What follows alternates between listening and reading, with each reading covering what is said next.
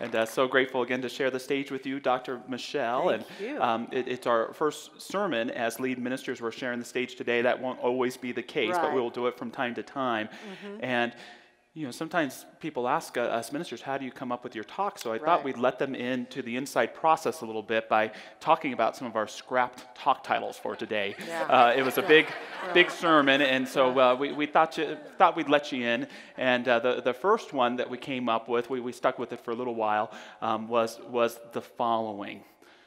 Now what? Can you imagine, Michelle, the church being in more serious, capable, present hands? Yeah. That was just last Sunday, too. Another one that we thought about because of Dr. Rogers' perfect hair was forget filling those shoes. How do you follow that hair? How do you follow that hair? And it was really hard to let this last one go because it resonated so much in our hearts. It's the following: don't screw this up. Work on that. It's a good first roll. That is for sure. Don't screw this up. Yeah, that's been a mantra in my head this last week too. But what we really landed on was the following title: Answering the Call. Answering the call. And we really want to start off by talking about 3 different ways that we are called really to walk forward, not only Reverend Josh and me, but all of us as a community. And so the first call has to do with a higher power. That's the first call, a higher power. And I believe that each one of us, ministers talk a lot about having a call, practitioners, a call to step into service. And I think that the word call for me means, why are you here? What called you? What propelled you forward to be doing what you're doing or simply being in existence? And so for me, when I talk about answering the call, I know that I had a moment of clarity that called me into ministry. But I think all human beings share the same call in the following way.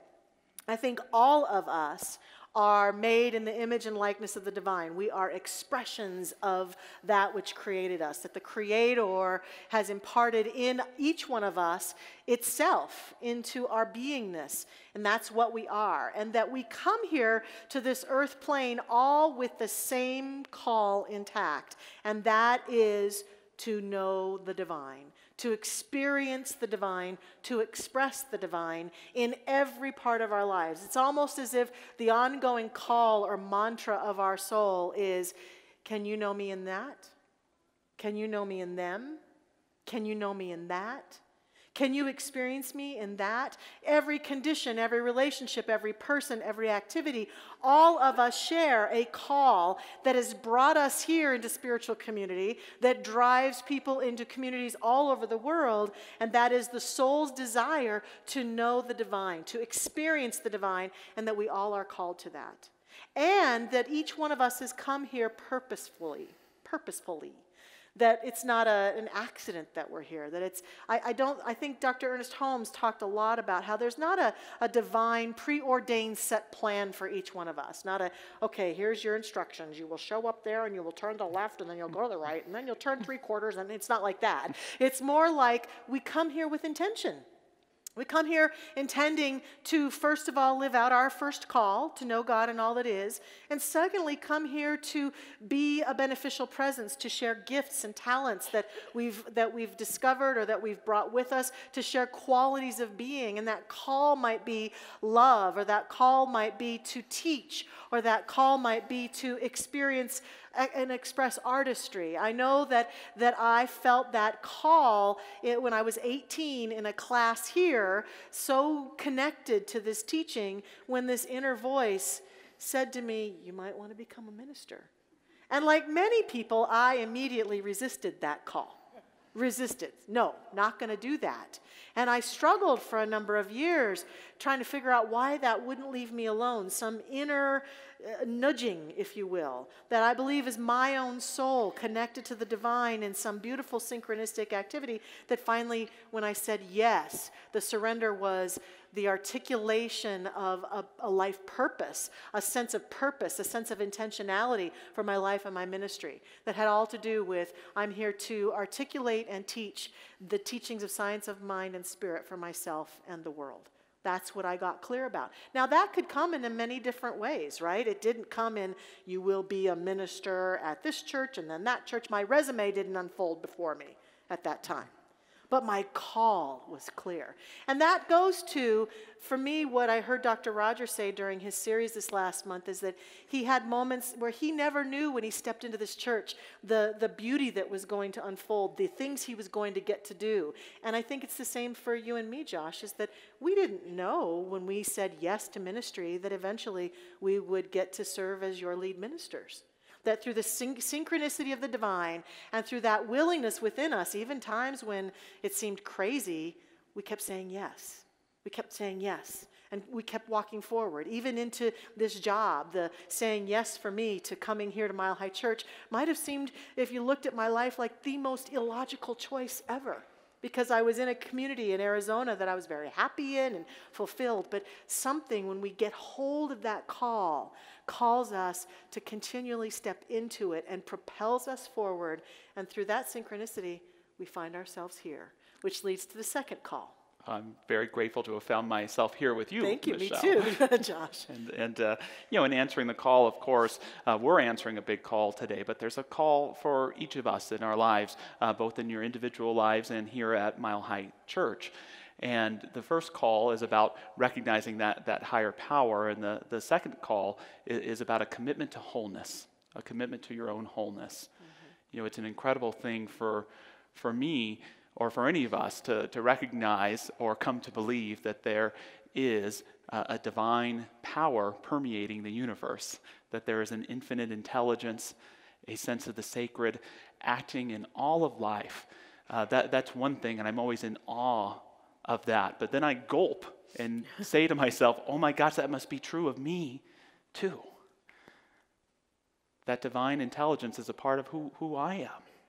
That sacredness that I'm recognizing in all of life, it's in me too. That divinity that I see in the stars, that sense of heart I feel when I see people in love or holding a baby, that wisdom that I see in the rhythms of the seasons, that's all in me. Mm-hmm. And, I know on the surface, our teaching often looks like it's a teaching about positive thinking and co-creating with the divine, getting what we want in our lives. And in a way, it is. But at a deeper level, it's about spiritual and personal responsibility. It's the recognition that in order to be able to see good in all, I'm going to have to see it in myself. I can't see the sacred in you if I can't accept it in me. And when you realize that you're a child of God, you've got to act like it. Perhaps we forgot it initially. Oops, exactly. Oops, yeah. Perhaps we forgot it initially, but now that we've been reminded of the light of who we are, we have to live in accordance with it. I love something Parker Palmer said, the Quaker mystic. He said, embracing one's wholeness makes life more demanding, because once you do that, you must live your whole life. Once you embrace your wholeness, you must live your whole life. And that commitment, to be honest, it isn't always pretty. Mm-mm.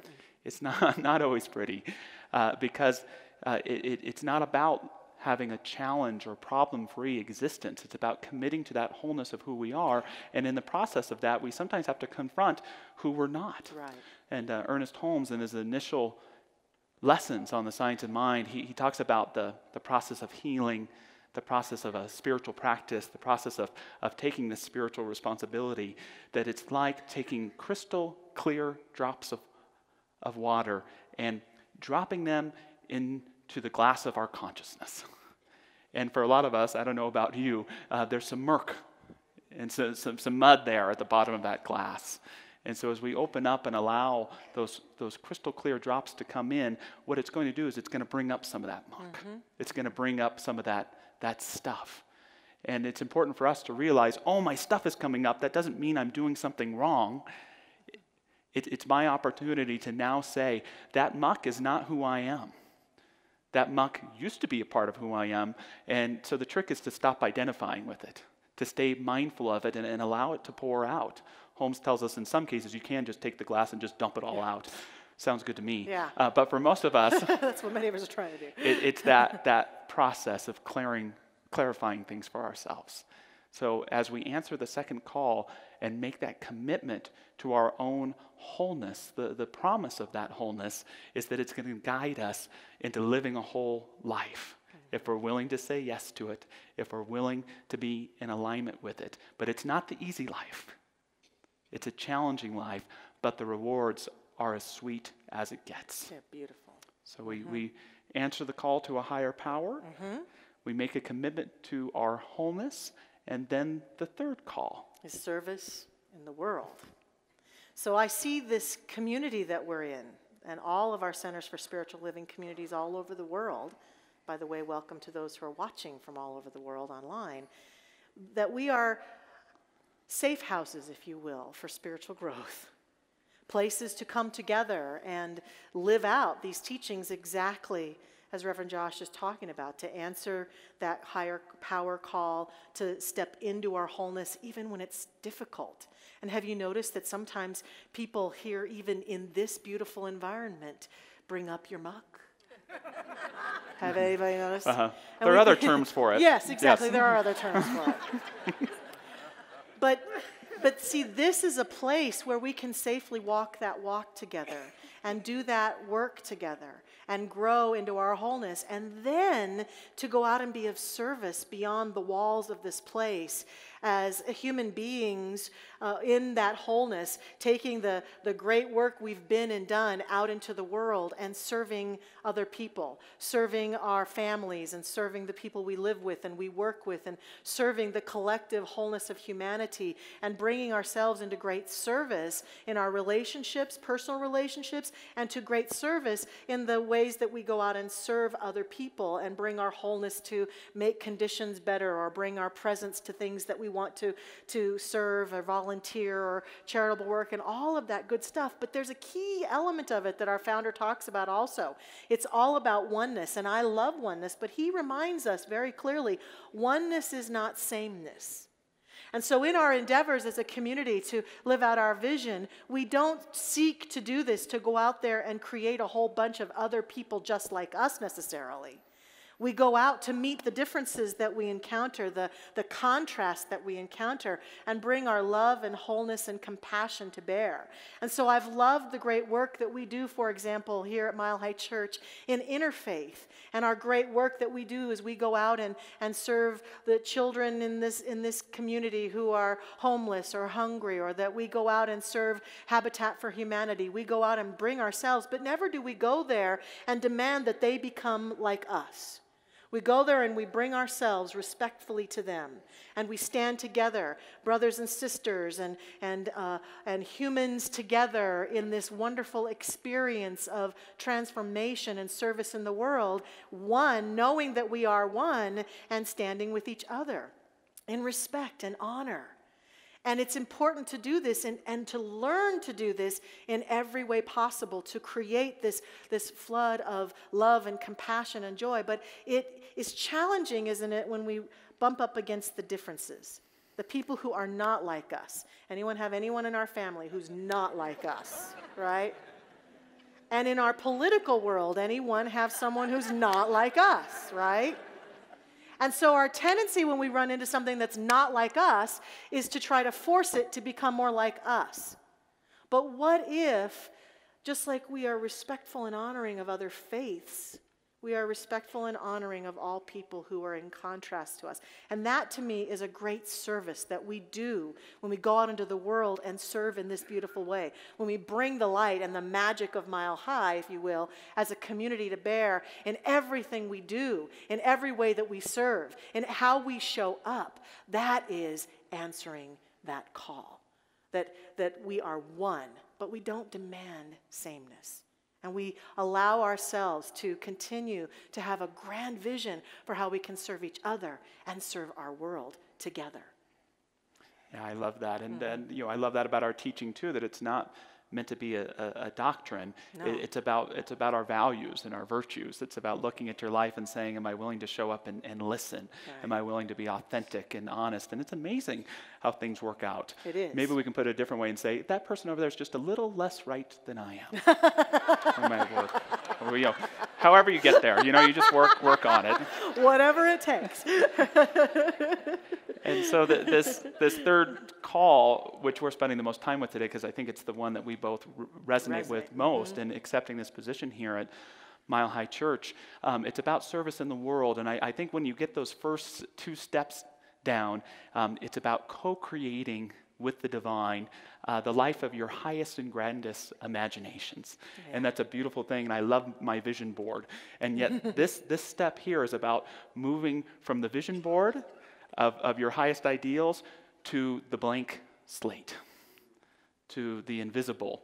And it takes some courage, and it can be a little scary, because there's that aspect of informing life and the divine, of who we are and what we want. And then there's listening. Well, what does the divine have in store for me? Right. And I love Frederick Buechner's definition of a calling. He says it's that place in the world that God calls you to, where your deep gladness and the world's hunger meet. Where your deep gladness and the world's hunger meet. Do you know what your deep gladness is?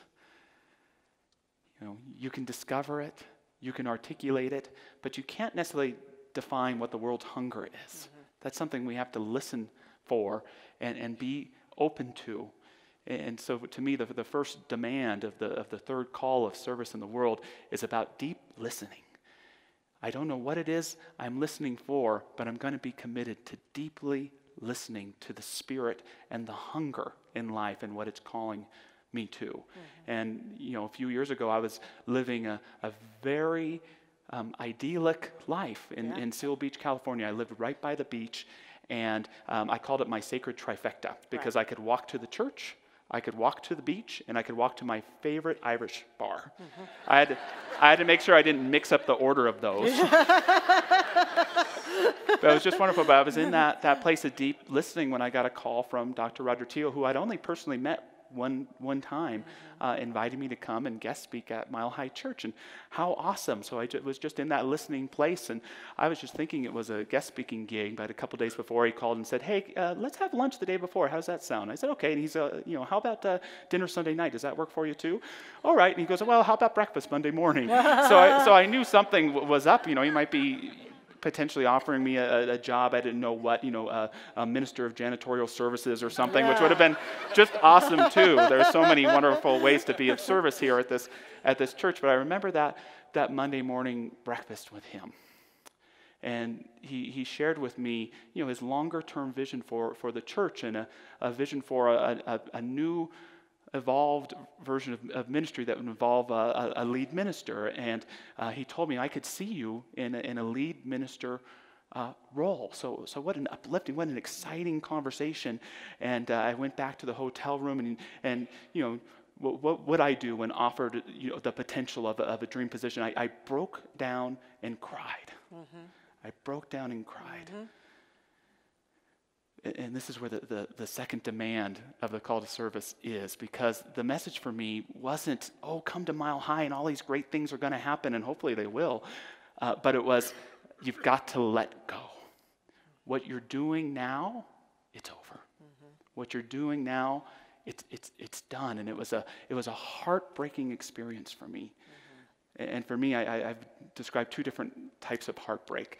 The first is where love and loss combine in us, and we're so honored to have loved, but also are grieving in our loss, that kind of heartbreak. But the second kind of heartbreak that I was experiencing, and maybe you've experienced it somewhere too, it's where the coating that we've built around our heart begins to crack.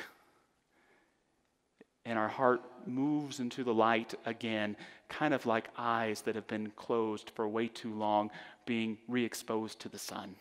And all of a sudden, we're called into a deeper vulnerability, mm-hmm. A deeper willingness a deeper aspect of feeling, a deeper groundedness in what can become our yes.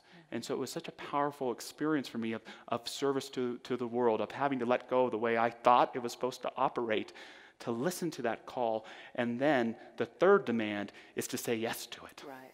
Is to say yes to your call. My mantra at the time is, I don't know where I'm going, but I think I know how to get there. Because of that ability to say yes. And by saying yes, I don't mean in a way of saying yes to everything and being in consent of anything that you're asked for. I mean recognizing that your yes to the divine within you is the engine that even when you don't know where you're going, will get you there. When you're living in that yes, and I'm so grateful I said yes, and so grateful to share the stage with you, it will guide you exactly where you need to be, even if you didn't expect at the beginning of your journey that was where you were supposed to go. And when we bring all three of those callings together, that call to a higher power, that commitment to our wholeness, and that willingness to be of service in the world, that's when I think we truly find that harmony in our lives. It can be scary, it can be challenging. We have to listen, let go, and say yes. But what a hell of a ride. What a hell of a ride. Yes. And it's led us into this moment where we get to work together to step into ministry and share a greater vision. Right? Absolutely. And we intentionally saved the vision and mission. A couple of them were like, they forgot the vision and the mission. That's their first day out. They already forgot that. But we wanted to actually share it in the sermon today because, and the first thing that I invite you to do is just take a deep moment here and take a breath and think about your own call in your relationships, in your work life, in your spiritual life. Do you know what it is? You don't have to, but are you following it? Are you listening? And now, we have this calling of Mile High Church together. And so we wanted to put our vision on the screen and read it together now. It goes like this. Our vision, oneness revealed, a world of love, peace, and abundance for all. Let's hold that there just for a second. And can you see that as a vision not only for our church, but for your life? Okay, our mission. To serve as a spiritual beacon for personal empowerment and global enlightenment.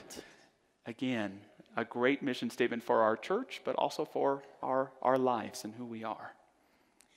And Reverend Josh and I also know that we've got the road ahead of us as we continue to say yes and encourage and inspire others to do the same in their life. And so we created a statement and have talked a lot about behind the statement a vision for how we want to serve together. And so that's coming up, I believe, on the screen. Our shared ministerial vision, honoring our legacy, co-creating our future. Because we choose to honor the legacy of Mile High Church that has been born out of every minister who's come before us and every congregant who's come before us, and honor the ministry of Dr. Roger, who's so key in both of our lives as a mentor and colleague, and at the same time to co-create our future, not, as you said earlier, not just you and me co-create our future, but us. To co-create our future together as a community at Mile High Church. And I know that the way that you said that engine, that continually being willing to say yes to our calling can bring forth our greatest dreams, even dreams we never even knew we had.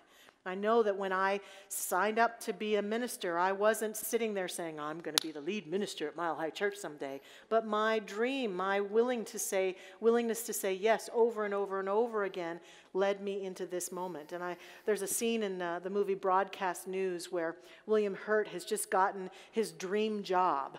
And he's got a colleague, another anchor, who wanted that dream job. And William Hurt's character is saying to Albert Brooks' character, what do you do when all of the dreams you ever imagined are coming true? And Albert Brooks says, keep it to yourself.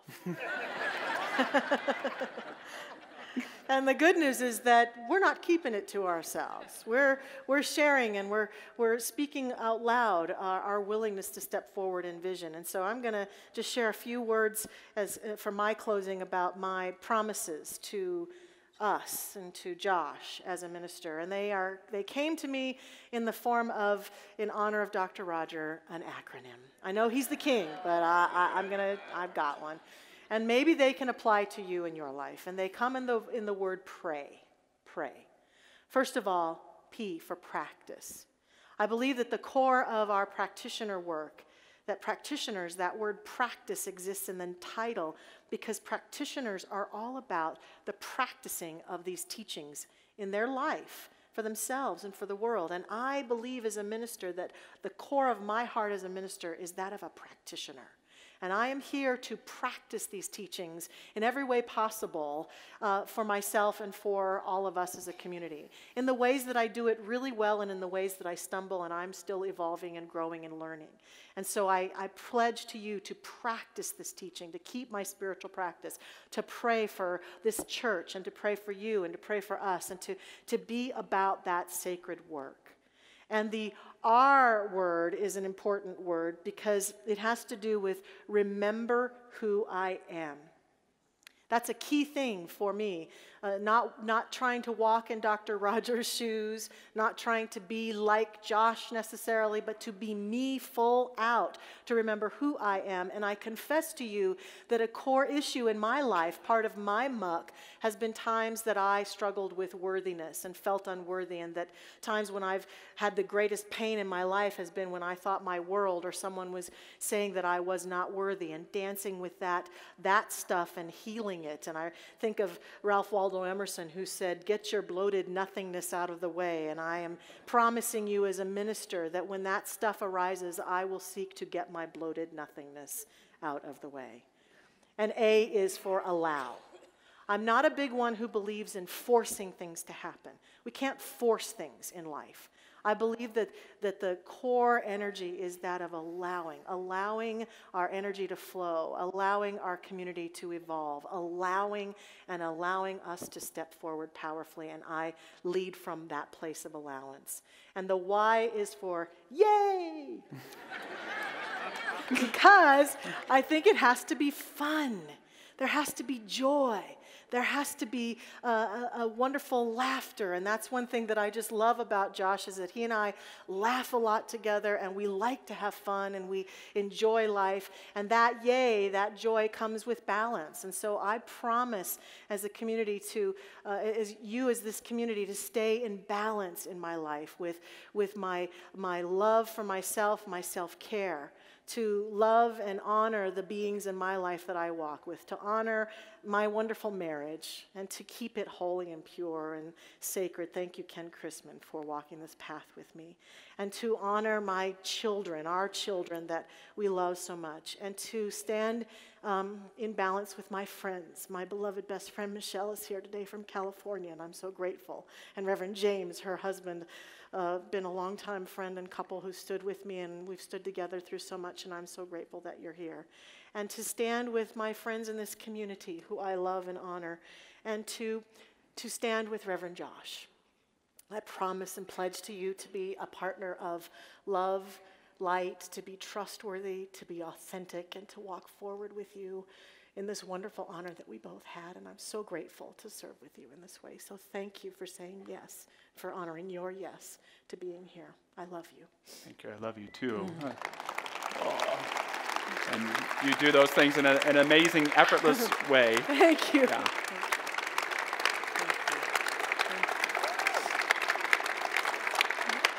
And what I love about our shared ministerial vision that I want to share with you is one, this idea of honoring our legacy. It's about recognizing that all the right systems have been put in place in this church, and we're not here to mess with them. My ministerial philosophy of mine is change nothing, evolve everything. It's a good rule for life too. There's not projects of changing things, but of being a presence that helps evolve our life. And the co-creating our future, again, like Michelle said, is about we're all in this together. But for me, it's also about embracing change. And that's the thing is change is inevitable. So we can run from it, hide from it, deny it, or we can embrace it and co-create it and have fun and do it together. And I couldn't imagine a more fun partner to get to do that with, and an amazing team and amazing congregants.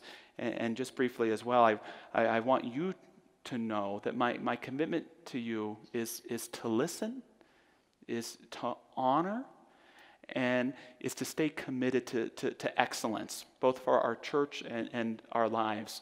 And my ministerial commitment is I realize that it's never my role to impart wisdom, but to reflect wisdom.